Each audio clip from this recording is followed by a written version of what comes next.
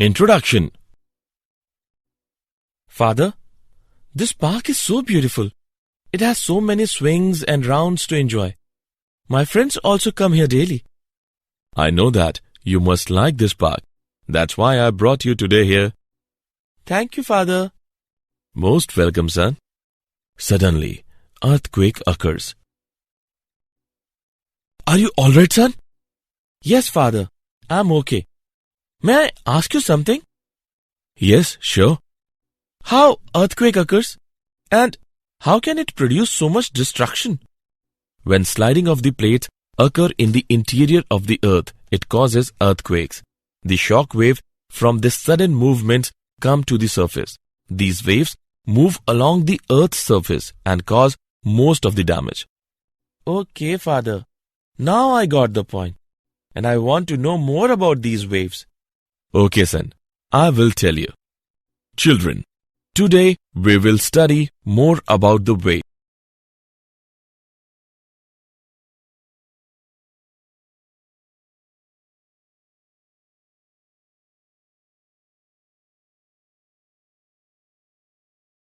Objectives.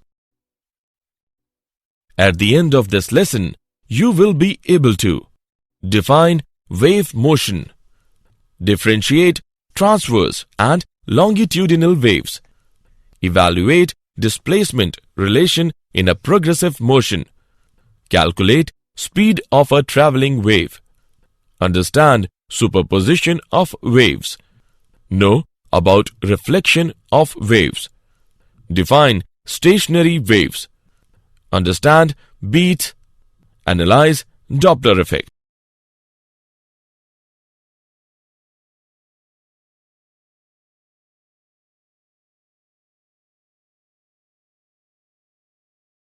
Definition. By means of waves, transferring of energy is possible without bulk motion of matter. Wave motion may be defined as a form of disturbance which is due to the repeated periodic vibrations of the particles of the medium about their mean positions, and the motion is handed over from one particle to the other without any net transport of the medium. A stone is dropped in the water. A boy talking with someone. Earthquake are some examples of wave motion. In this chapter, we shall study about mechanical wave motion. Mechanical waves can be produced and propagated only in those material media which possesses elasticity and inertia.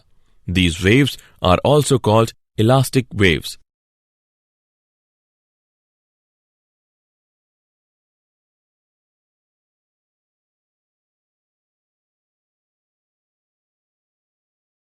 Transverse and longitudinal waves. A transverse wave is the wave in which all the medium particles perform simple harmonic motion about their own mean equilibrium position in a direction perpendicular to the direction of wave propagation.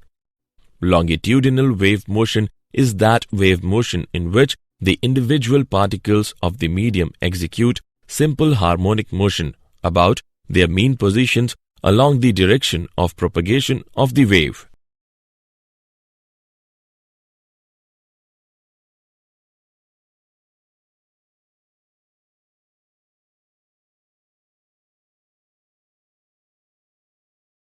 Transverse and longitudinal waves. Let's make difference between transverse waves and longitudinal waves. Number 1. In transverse waves, the particle of the medium vibrate at the right angles to the direction of propagation of the wave, whereas in longitudinal waves, the particles of the medium vibrate along the direction of propagation of the wave. Number 2. The transverse waves travel in the form of alternate crests and troughs. One crest and one trough constitute one wave, whereas the longitudinal wave travel in the form of alternate compressions. One compression and one rarefaction constitute one wave. Number 3. Transverse wave can be formed in solids and on the surface of liquids only, whereas longitudinal waves can be formed in any medium. Number 4. When transverse waves propagate, there are no pressure changes in the medium, but when longitudinal waves propagate, there are pressure changes in the medium. Number 5. Transverse waves can be directly represented by a sine curve, whereas longitudinal waves can be only indirectly represented by a sine curve. Number 6. Transverse waves can be polarized, whereas longitudinal waves cannot be polarized.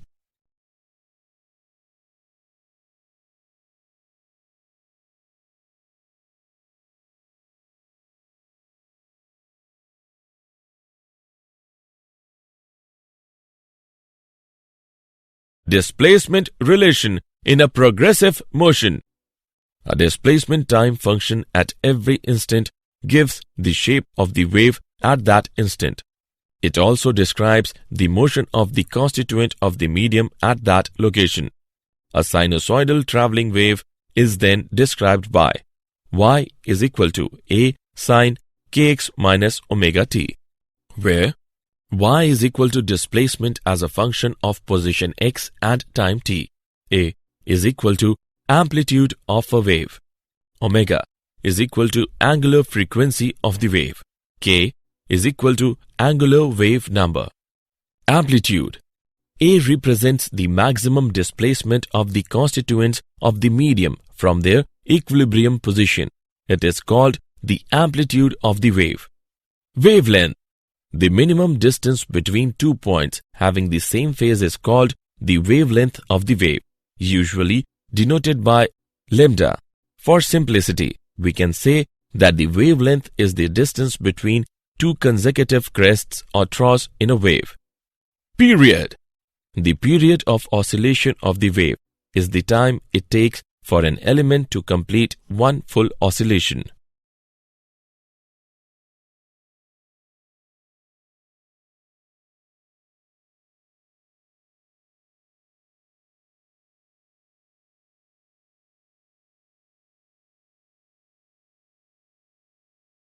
Speed of a traveling wave. A general relation for all progressive waves is given by v is equal to lambda upon t. In the time required for one full oscillation by any constituent of the medium, the wave pattern travels a distance equal to the wavelength of the wave. Speed of a transverse wave on stretched string. Suppose a string is stretched between two rigid supports. If the string is slightly disturbed by plucking, it is observed that a hump travels with a definite velocity along the length of the string. The velocity with which the hump travels depends on the tension and mass per unit length of the string. The velocity with which a disturbance travels on a stretched string is given by C is equal to under root T upon mu, where T is equal to tension in the string. Mu is equal to mass per unit length. Now, a string fixed at one end is stretched by hanging a weight from its other end. The tension in a string is related to the elastic property and inertia of the string. On stretching, the velocity is given by C is equal to under root T upon pi r square rho. Here, R is equal to radius of the string. Rho is equal to density of the material. Speed of a longitudinal wave. The velocity of propagation of a longitudinal wave depends on the elasticity and density of the medium. Wave velocity is equal to under root elastic modulus upon density.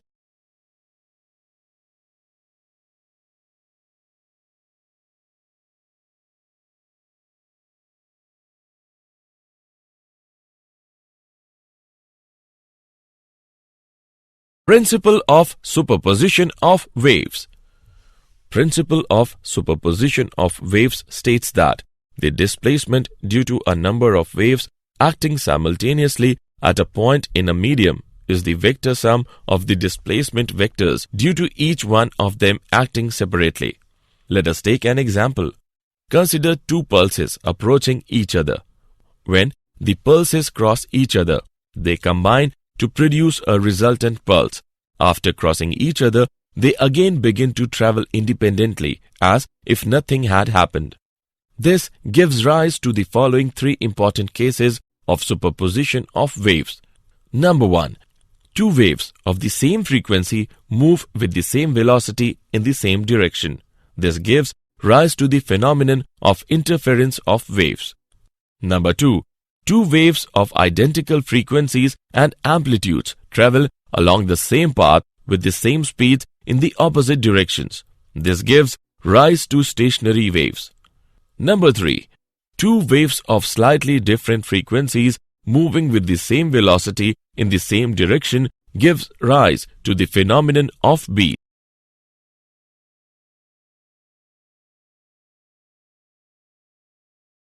Reflection of waves. When the wave strikes a rigid boundary, it completely gets reflected. And if the boundary is not rigid, then a part of the incident wave is reflected and a part is transmitted into the second medium. Let us take an example. A pulse traveling along a stretched string and being reflected by the boundary. The reflected wave has the same shape as the incident pulse, but it suffers a phase change of 180 degree on reflection. This is because the boundary is rigid and the disturbance must have zero displacement at all times at the boundary. When there is no boundary, then the reflected wave has the same shape and phase as the incident pulse.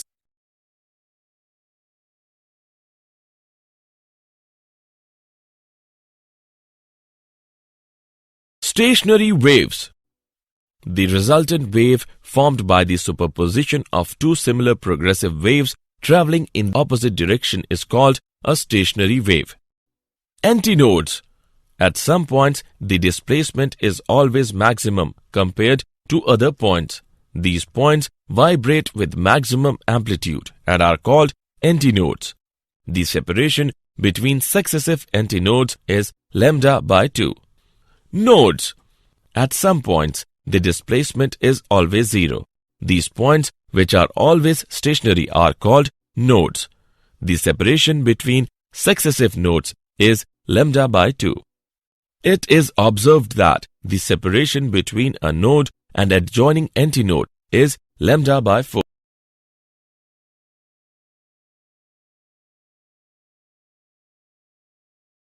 Beats.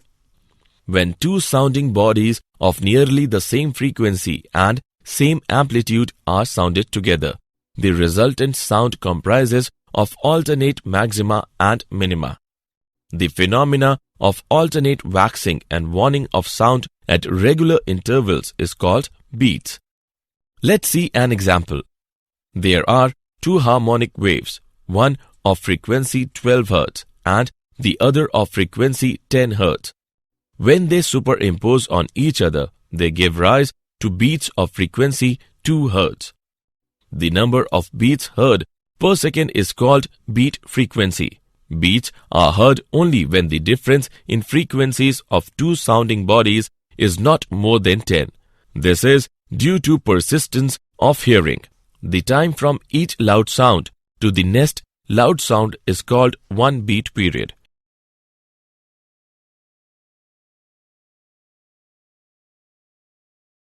Example. Let's take an example of beat. A tuning fork and an air column at 51 degrees Celsius produce 4 beats in 1 second when sounded together. The same tuning fork produces 1 beat per second when the temperature of the air column is reduced to 16 degrees Celsius. Determine the frequency of the tuning fork. Let's see the solution. When the temperature of the air column is decreased, the speed of the sound in the air column is decreased. Since V is equal to U divided by lambda, therefore V is decreased. Since the number of beats per second is less at lower temperature, therefore we conclude that the frequency of the air column is higher than the frequency of the tuning fork. Let V be the frequency of the tuning fork. Then at 51 degrees Celsius, the frequency of air column is N plus 4. At 16 degrees Celsius, the frequency of the air column is N plus 1. On calculating the given values, we get the frequency of the tuning fork is equal to 50 Hz.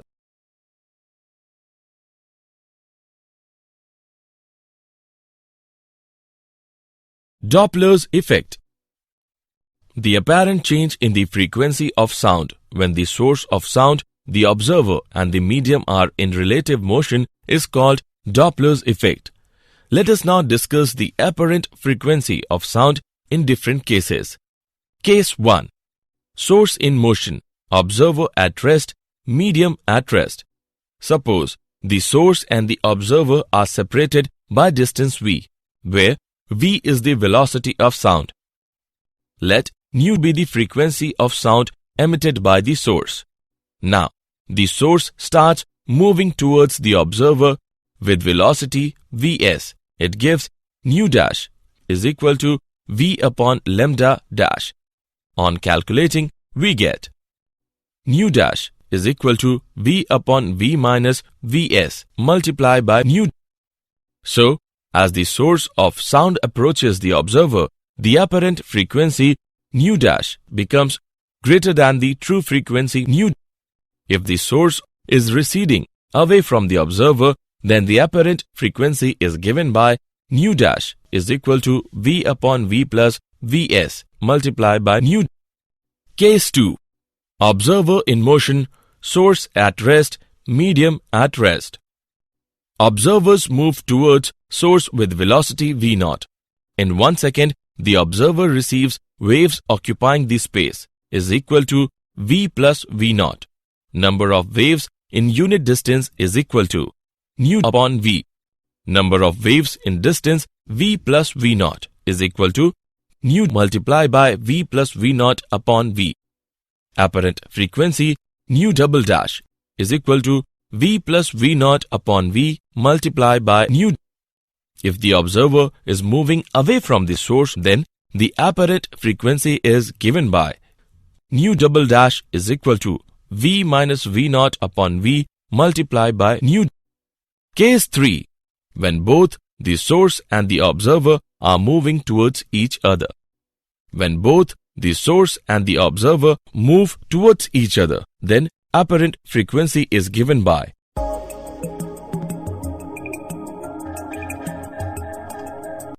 nu triple dash is equal to v plus v0 upon v minus vs multiplied by nu. If both the source and observer move in the direction of sound, then nu triple dash is equal to v minus v0 upon v minus vs multiplied by nu.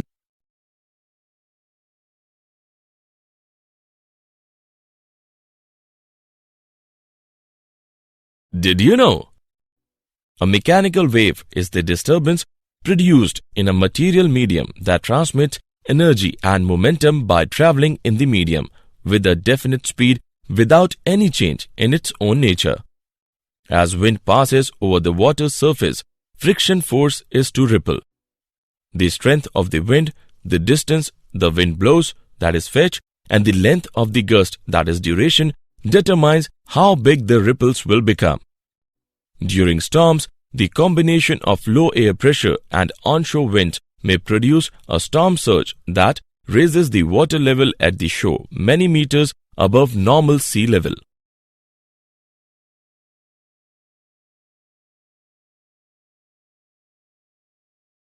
Summary. Let us summarize what we have learnt. Wave motion may be defined as a form of disturbance which is due to the repeated periodic vibrations of the particles of the medium about their mean positions. In transverse wave, all the medium particles perform simple harmonic motion about their own mean equilibrium position in a direction perpendicular to the direction of wave propagation. In longitudinal wave, the individual particles of the medium execute simple harmonic motion about their mean positions along the direction of propagation of the wave. The minimum distance between 2 points having the same phase is called the wavelength of the wave.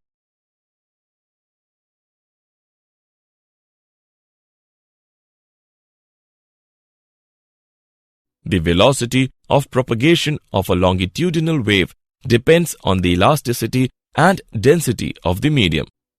The displacement due to a number of waves acting simultaneously at a point in a medium is the vector sum of the displacement vectors due to each one of them acting separately.